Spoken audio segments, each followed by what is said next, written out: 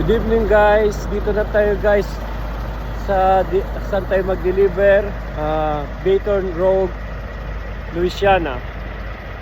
So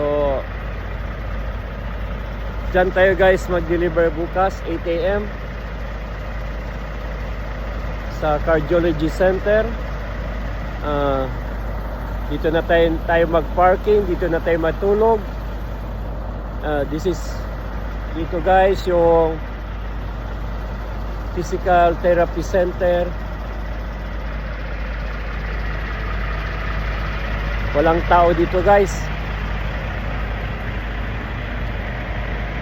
Ito yung lahat ng mga patients dito mag-parking.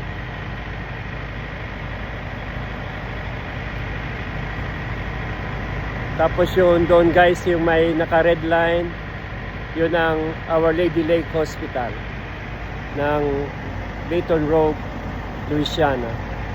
So yun lang guys, good night.